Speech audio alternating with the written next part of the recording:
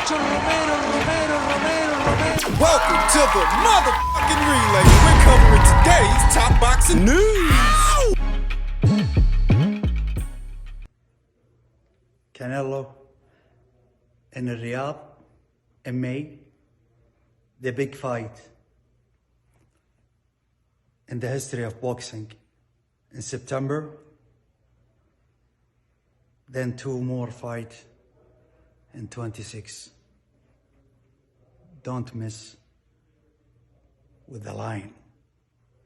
Reacting to yesterday's developments in what was the 11th hour as Canelo Alvarez nixed the Jake Paul fight and signed a Riyadh season deal as the Crawford showdown is back on. What was initially reported to be a 3-fight deal that would have started in September now is turned into a 4-fight deal that starts in May. Canelo Alvarez was slated to meet Jake Paul on May 3rd in Vegas, with sources telling ESPN that a deal was being finalized and a formal announcement was imminent, but in a stunning development, Alvarez changed course and instead completed a 4-fight deal with Riyadh Season, whose official broadcast partner is DAZN. Turki Al-Sheikh, the chairman of Saudi Arabia's General Entertainment Authority, on Thursday evening announced the deal with Alvarez, boxing's top star, effectively killing the novelty fight with Paul that was expected to land on Netflix. Now, Canelo will fight in Saudi Arabia's capital, Riyadh, for the first time.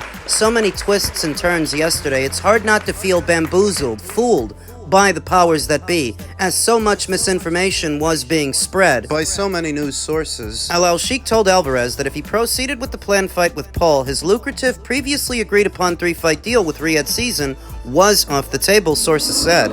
Alvarez expressed that he didn't want to fight a YouTuber, but that he needed a fight in May, according to sources. And I'm taking that with a pinch of salt. Alvarez and Al-Sheikh quickly closed the deal and added a 4th fight, shocking the boxing world. Canelo only fights real fighters, Al-Sheikh told ESPN. The first fight of the deal, sources said, will be staged on Sunday morning, May 4th, to accommodate a primetime U.S. broadcast Saturday night, May 3rd. On Cinco de Mayo weekend for Alvarez, 2 opponents being considered are Jermall Charlo and Bruno Surace, sources said. Bruno? Isn't he supposed to be fighting Jaime again? Jermall Charlo, those are the 2 guys in the running, but you never know. That could change. This story certainly did in the last 24 hours.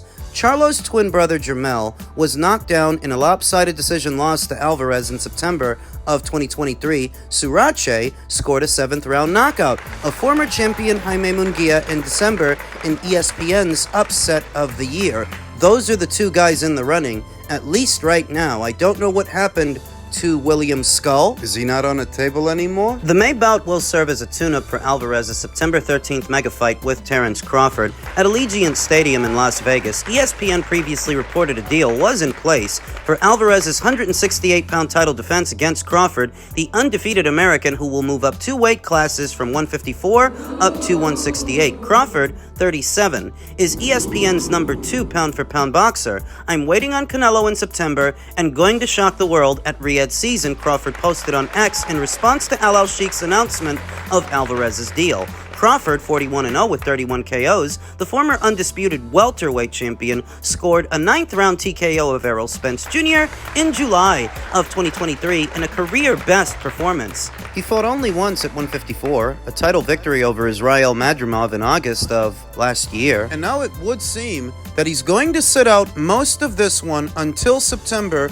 when he is so confronted with Canelo Alvarez, rather when he confronts him. Which I've still got mixed feelings about, because from the Madrimov fight in August of last year to the Canelo fight in September of this one, that's over a year's time for a 37-year-old fighter who's about to shoot up 2 weight classes. For what is not your run-of-the-mill boxer, no tune-up fight in between, no fight to acclimate to the weight. From 154 straight to Canelo at 168. Will it work out? We'll see. With Alvarez's 2025 schedule mapped out, his 2026 schedule is being planned too. The 3rd fight of his deal is slated for February of next year, and there are options on the table, sources said. A rematch with Dimitri Bivol to avenge one of the 2 career defeats. The other came against Floyd Mayweather many years ago. Hamza Shiraz, who challenges Carlos Adames for the WBC middleweight title February 22nd, and Chris Eubank Jr., the middleweight contender who is the the son of British star boxer Chris Eubank Sr.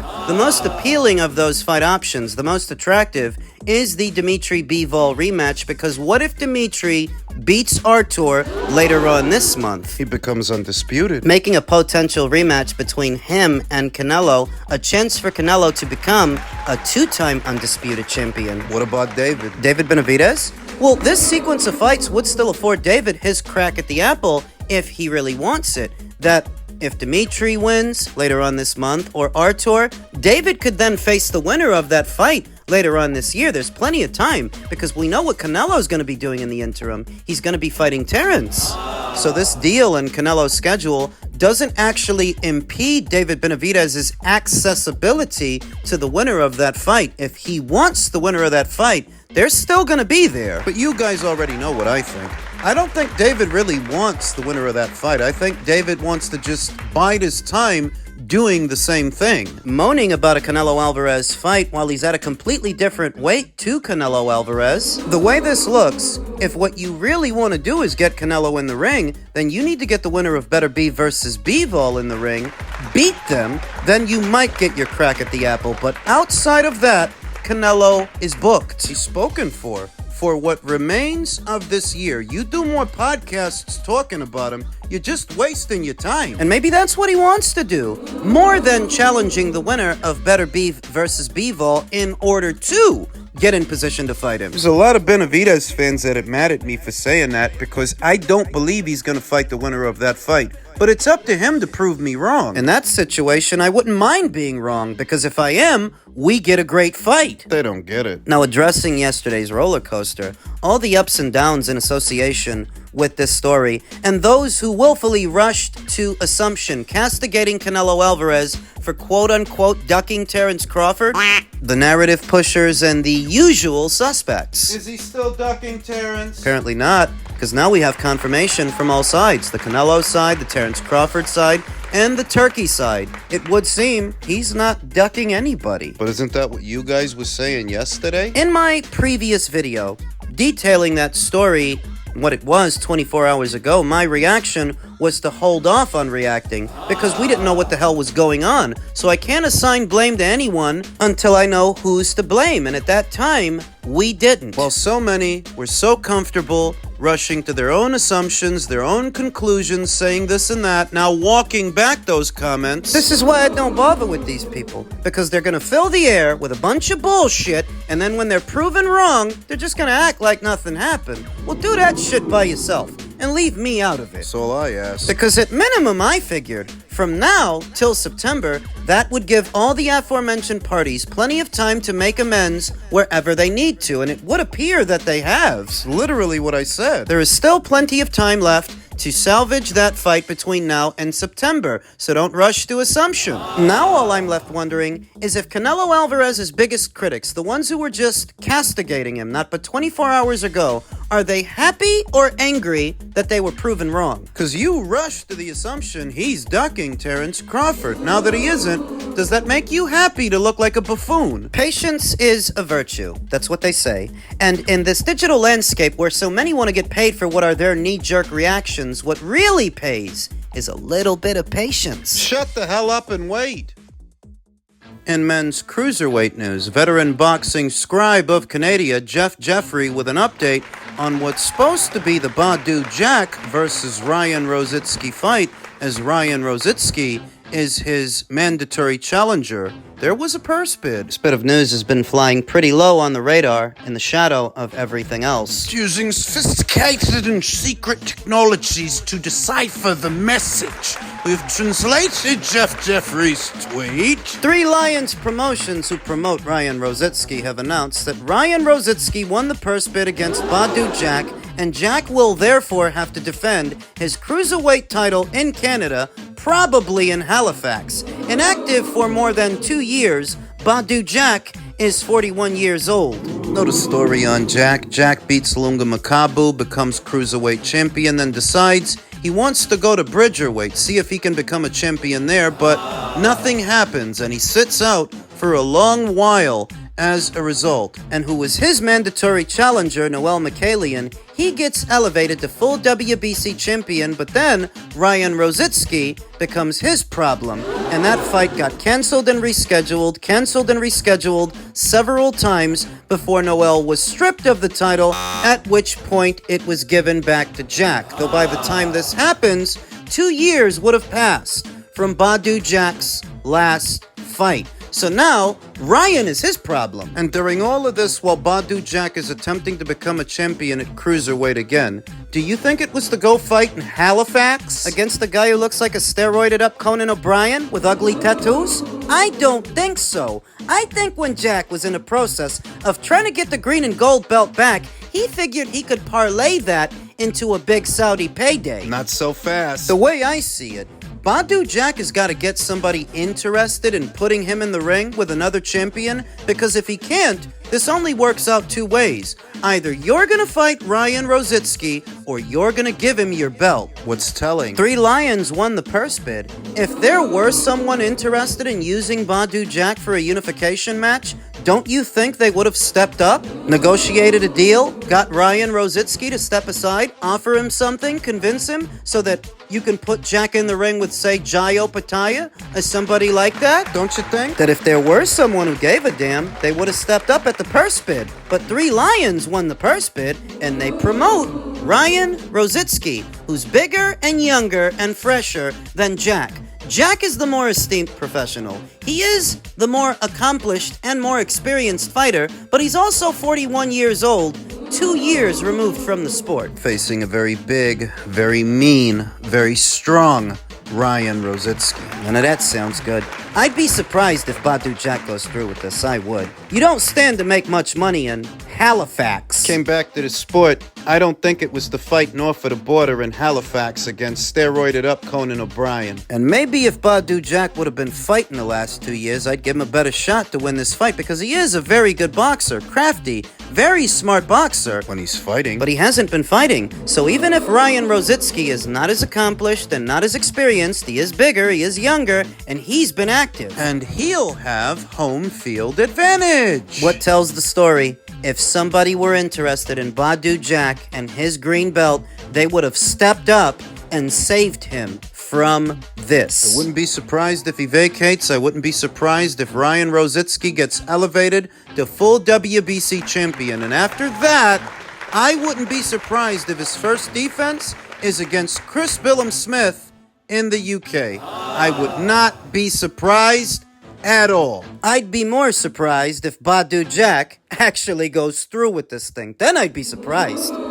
And finally, in men's heavyweight news, we head across the pond where a heavyweight doubleheader is set to be announced on Monday, according to All Out Boxing. It's just a rumor and it should be treated as such. But according to All Out Boxing, Joyce versus Whyte is set to be announced, and Richard Riakporhe versus Lawrence Okolie is set to be announced. If nothing else, it's a good idea that if Monday comes and goes and this supposed heavyweight doubleheader isn't announced by Queensberry that houses most of these guys, Well, 2 of them. then we'll know it was all just a crock of shit. But if nothing else, it isn't a bad idea for Joyce, who's getting on in age.